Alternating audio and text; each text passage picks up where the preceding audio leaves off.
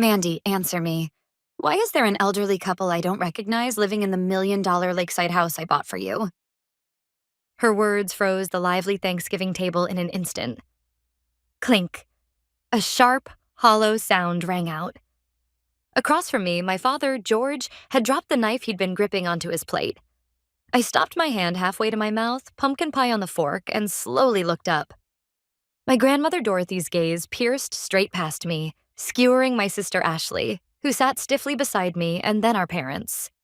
Having just returned from overseas after several years away, my grandmother seemed far stricter than before, wrapped in an aura that allowed no one to approach her lightly. "Grandma, what did you just say?" My voice trembled. The words sounded far too unreal to someone like me, who was scraping together even the cost of today's lunch. "Didn't you hear me, Mandy? I'm talking about the lakeside vacation home. The house I bought for you 3 years ago, for your future." Her voice was calm, but beneath it I could feel something like boiling magma. "Grandma, isn't there some kind of mistake?" I summoned all my courage as I spoke. My heart was pounding wildly. I don't own any house, not a vacation home, not even my own apartment. I'm basically homeless right now. I was kicked out of my apartment last month, and I've been crashing at friends' places ever since. What? My grandmother's eyebrow twitched. I knew something was wrong. As soon as I got back, I went to check on the place as a surprise. You weren't there. Instead, an elderly couple I'd never seen before answered the door. They said they were the parents of Ashley's husband, Kevin. "Ashley, would you care to explain what's going on?" Out of the corner of my eye, I saw my sister Ashley's hand trembling as she held her wine glass. "Ashley?" I turned to look at her. Her eyes darted around, her breathing quick and shallow. "Grandma!" Ashley cried out, almost screaming. That must be some kind of mistake. Maybe you got the address wrong. There are lots of similar houses around there, and you just got back. You must be exhausted." "That's right, Mom." My mother, Sandra, jumped in. Beads of sweat dotted her forehead. "It's just jet lag. Your memory's mixed up. Come on, the turkey's getting cold." "Be quiet." My grandmother's shout slammed down on my mother's words like a physical blow. Despite her age, her voice was so powerful that everyone at the table flinched. My mind is not failing me yet. The address? The exterior? It was exactly the house I signed the contract for. And more than that? My grandmother reached into her handbag, pulled out a photograph, and slid it across the table. "This is what Kevin's parents, who were living in that house, said to me. We're staying in this home owned by our son's wife, Ashley." The moment those words landed, the color drained completely from Ashley's face. In the photo was a beautiful mansion by the lake, and in front of it, smiling for the camera, stood Ashley, her husband Kevin, and his parents. Shall we ask for an explanation of this photo? Faced with irrefutable evidence, the air in the room grew thick and heavy. I stared at the photo, doubting my own eyes. It was the very same place Ashley had posted on social media with the caption, #MyNewVacationHome, back when I was wearing myself down juggling 3 part-time jobs. That was my house? What is going on? I stood up. "Mom, Dad, what does this mean? Grandma bought a house for me. Then why am I living like I'm homeless right now?" At my question, my father looked away awkwardly. Mom, it's complicated. Today's Thanksgiving. Talking about money at a family dinner isn't exactly appropriate, is it? Tomorrow we can sit down in my study and talk it through properly." My grandmother cut him off coldly. "No, we're clearing everything up here and now. Mandy, you really don't know anything, do you? About the $1 million vacation home I sent you 3 years ago, and how it was used." $1 million? The room spun. The balance in my bank account, when I checked it this morning, was $12.50. Working 3 jobs, sacrificing sleep, only to watch everything disappear into student loan payments and living expenses. $1 million was a number I couldn't even imagine. I don't know anything. I've never seen a vacation home, and I've never once been told that anyone bought one for me. At my words, my grandmother's expression softened slightly, a hint of pity flickering across her face. But it vanished just as quickly, replaced by a hard stare as she turned to my parents. "George, Sandra, you told me this, didn't you? Mandy is mentally unstable and incapable of managing a large sum of money. Until she becomes independent, we will act as her guardians and manage that vacation home on her behalf. What? I couldn't believe my ears. Wait a second, Mom, Dad. When exactly was I ever mentally unstable? I graduated at the top of my class and have worked diligently ever since.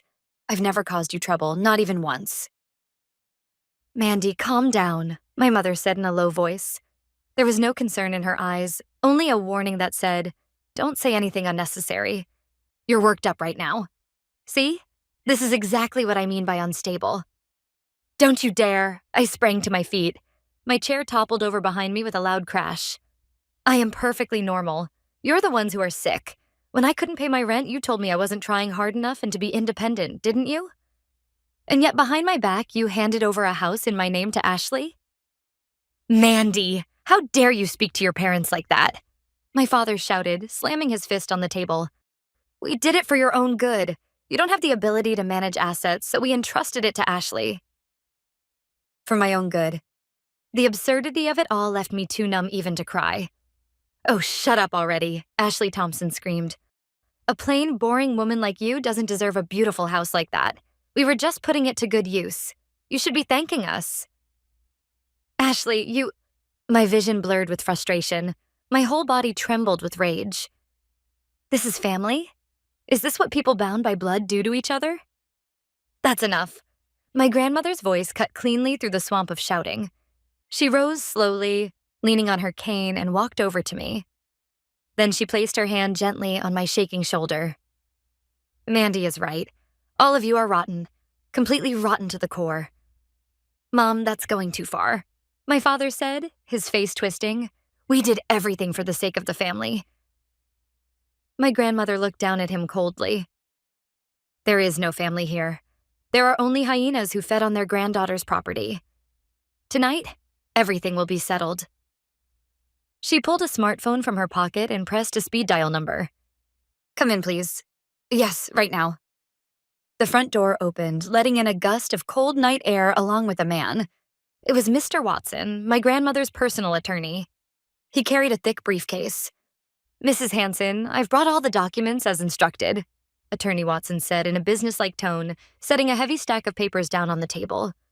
What is all this? My father staggered back a step.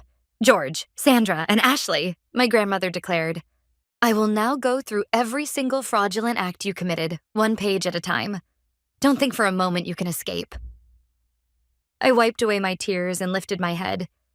The warmth of my grandmother's hand gave me strength. That's right. This wasn't the time to cry, and I had a duty to make them face the consequences they deserved. Heh. In the dead silent room, my small laugh echoed. I stood up slowly, shedding the mask of the frightened victim I'd been wearing until now. Pretending to wipe my tears with my napkin, I looked down at my family with cold, merciless eyes. That's enough acting, Grandma. Yes, indeed, Mandy. I've been thoroughly entertained, my grandmother replied, stepping firmly to my side, her cane tapping the floor. My father, mother, and Ashley were speechless at our sudden transformation. Huh? Mandy? Why are you laughing? My mother asked in a trembling voice.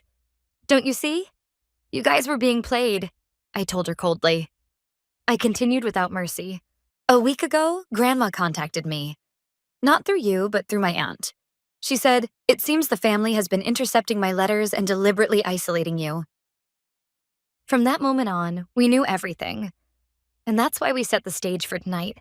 This so-called Thanksgiving dinner. We waited for the moment you'd let your guard down and confess your crimes with your own mouths. What? We were set up? My father went pale and tried to stand. Sit down.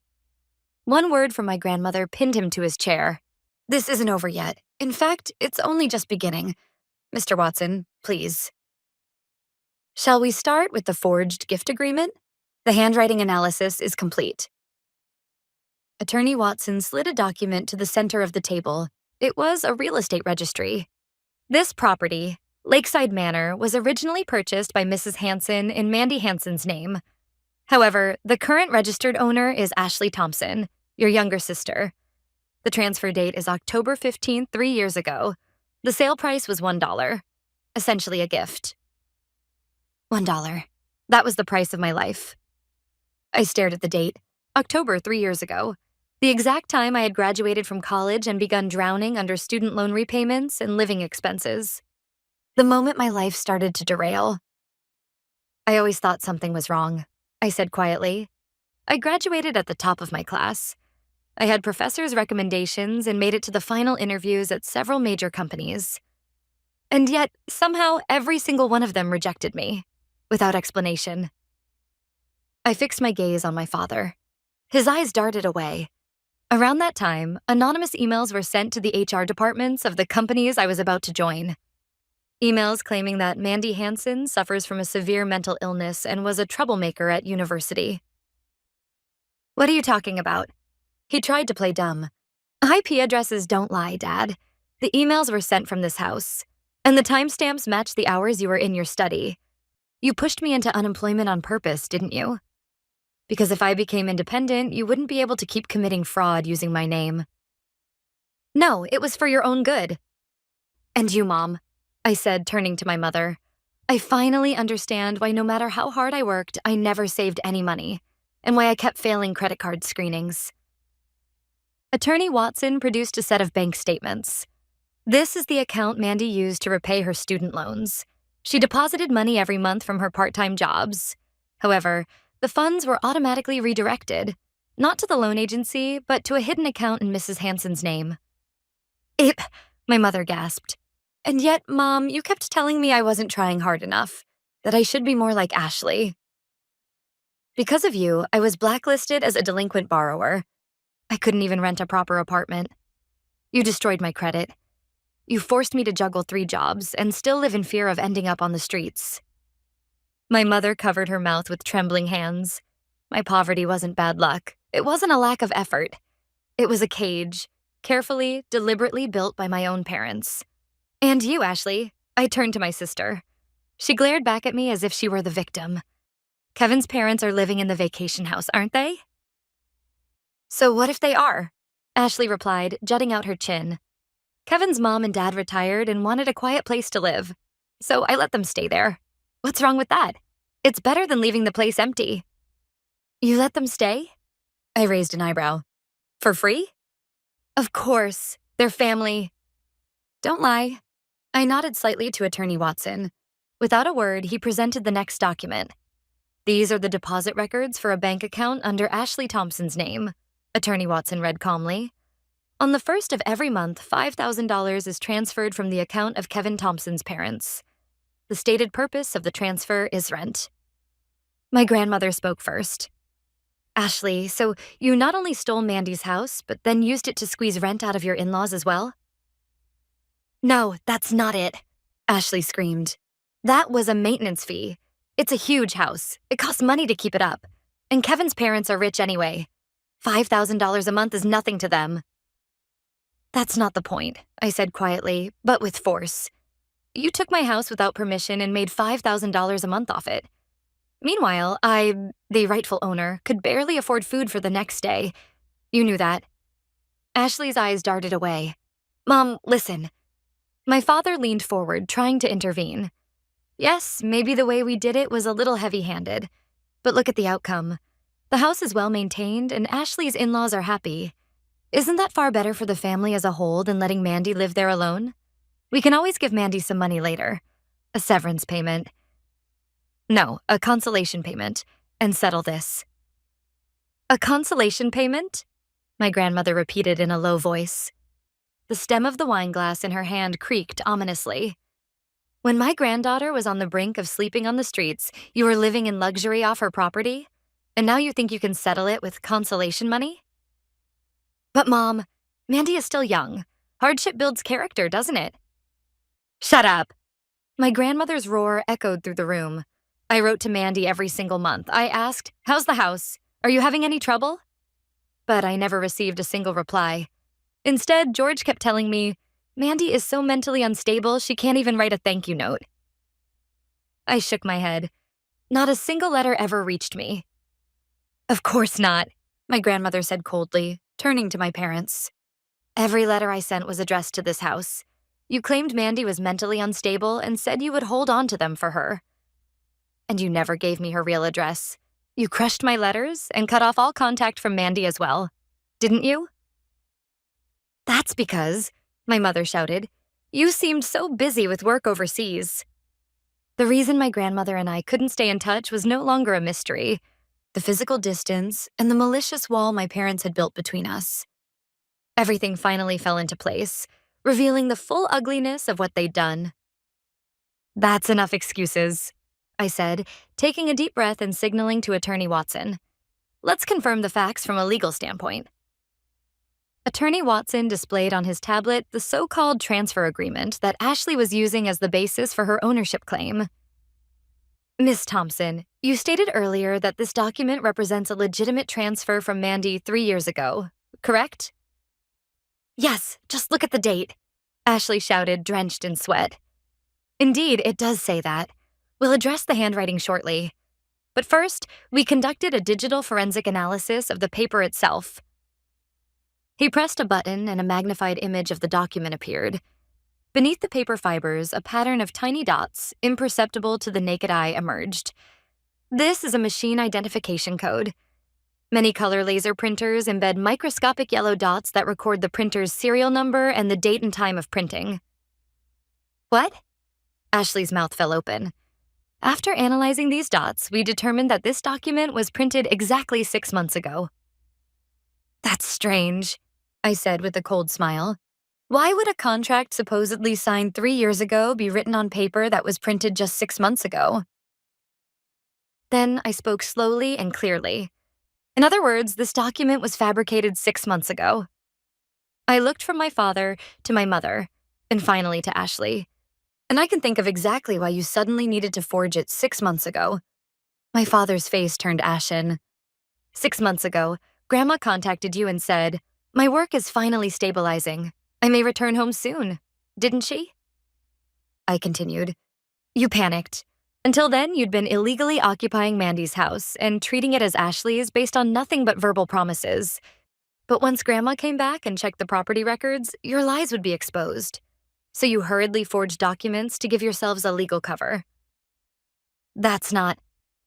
But if you'd asked me to sign it, you would have been exposed. So Ashley copied my handwriting and forged the signature with a date from 3 years ago. Isn't that right? Ugh. My father clutched his head and groaned. I'd hit the mark. For 3 years, they'd done whatever they pleased, counting on the fact that my grandmother wouldn't return. But the moment they heard she might come back, they panicked and rushed to fabricate evidence. That panic was what led to their fatal mistake. Attorney Watson pressed on mercilessly. According to the handwriting analysis, this signature matches Miss Ashley Thompson's handwriting with a 99% probability. This constitutes clear forgery of a private document with a seal. Furthermore, Miss Thompson falsely claimed to be Mandy's legal guardian and withdrew $1 million from Mandy's account under the pretense of maintenance costs for the vacation home. That constitutes fraud and embezzlement. Fraud? Ashley began shaking uncontrollably. Prison. This can't be real.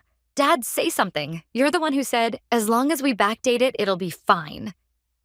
You idiot, shut your mouth, my father shouted, but it was far too late. The police have already been notified, Attorney Watson said calmly. Miss Thompson, criminal charges will be filed against you immediately. No. Ashley grabbed her head and burst into tears. Dad told me to do it. He said, Mandy's stupid. She'll never notice. He told me, just copy her signature. I only did what I was told. What? Ashley? You're selling out your own father? My father roared. But it's the truth.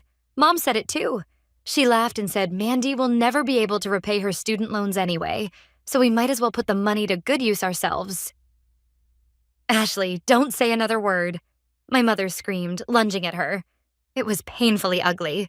The very people who'd been preaching about family bonds and love just moments ago were now hurling accusations at each other, desperately trying to shift the blame. My grandmother watched the spectacle with cold eyes and spoke quietly. That's enough. At those words, the shouting stopped dead. I've seen enough of your ugliness. Don't stain this table any further. She turned to Attorney Watson. Mr. Watson, the revision to my will is complete, correct? Yes, Mrs. Hanson. Attorney Watson produced a new set of documents. This is the latest will. It fully revokes the inheritance rights of George Hansen, Sandra Hansen, and Ashley Thompson, as well as Ashley Thompson's spouse, and designates Miss Mandy Hansen as the sole heir to the entire estate. The entire estate? My parents shouted in unison. Mom, please, wait. Anything but that. We're sorry. We've reflected on our actions. Please. Gone was any trace of pride, only a man clinging desperately to money. My mother followed suit. I'm sorry, Mom. I had a moment of weakness. I'll never do it again. Please reconsider. From above them, my grandmother replied in an icy voice. If you want to apologize, do it to Mandy. She's the victim, not me. My parents and Ashley's eyes all turned to me at once. Pleading, fawning, and underneath it all, that same entitled assumption. We're family, so she'll forgive us. I slowly lifted my wine glass and took a sip. Then I smiled sweetly. No, I don't possess mercy. The only thing I have for you is an invoice. I accepted the final document from Attorney Watson. This is a demand for restitution of unjust enrichment over the past 3 years, along with damages for emotional distress. The total amount due is $2 million. If payment is not made by tomorrow, criminal prosecution will proceed immediately. $2 million? My father screamed. There's no way we have that kind of money. Then sell what you do have, I said coldly. Your house, your cars, your jewelry, and that house Kevin's parents are living in. You'll vacate it immediately. No? Ashley collapsed to the floor, kicking Kevin's mom and dad out. If I do that, he'll divorce me. That's none of my concern. That's your problem, Ashley. I cut her off coldly. When I lost my job and my credit was destroyed, did any of you worry about me? No, you all mocked me. Now it's your turn to taste that same misery. At that moment, a heavy knock sounded at the dining room door, and 2 officers wearing sheriff's badges entered. Ashley Thompson? Please come with us to the station. No, help me. I didn't do anything wrong. Ashley screamed as she was dragged away. Next, my parents, still in shock, were placed in handcuffs as well. Mandy, I'm sorry, Mandy. My mother sobbed, looking at me through tears. I was wrong. Please drop the charges. Goodbye, Mom, I said without looking away. Count the wrinkles on your face in prison. You'll have plenty of time. As the police sirens faded into the distance, only my grandmother, Attorney Watson, and I remained in the vast dining room. I let out a long breath. It wasn't exhaustion. It was relief, as if a curse had finally been lifted. It's over, Grandma. Yes, it is, she said gently, pulling me into an embrace. No, actually, that's not quite right. This is where it begins. Your real life. 1 year has passed since that night. I'm standing now on the wooden deck of Lakeside Manor. This place is truly mine. Ashley, her husband, and his parents were forcibly evicted within 72 hours of that night. Her in-laws claimed they had been told the house belonged to their daughter-in-law and that they were victims too. However, because they had lived there knowing the rent was suspiciously low and the contract was flawed, they were questioned as potential accomplices. Ashley was sentenced to 3 years in prison and is currently incarcerated. She divorced Kevin and was completely bankrupted by damages and legal fees. My parents lost all social credibility and were cut off by relatives across the board. My father's company went bankrupt, and I hear they're now scraping by in a small apartment. But I don't even know their contact information, nor do I want to. As for me, I started a new business in this quiet home. Online consulting and financial planning and victim support. When I began sharing my own harrowing experiences, the response was overwhelming. Before I knew it, my schedule was booked months in advance, and my income grew to dozens of times what I made back when I was juggling 3 jobs. I no longer depend on anyone. I've achieved complete financial independence. On weekends, my grandmother comes to stay here, and we sit by the fireplace, talking and laughing as if reclaiming the 3 years that were stolen from us. One day, gazing calmly out over the lake, she said, "You didn't just reclaim the future that was taken from you. Through integrity and courage, you built an even brighter one." This is my home, the place I protect, the place I love. I'm happy, Grandma, I said from the bottom of my heart.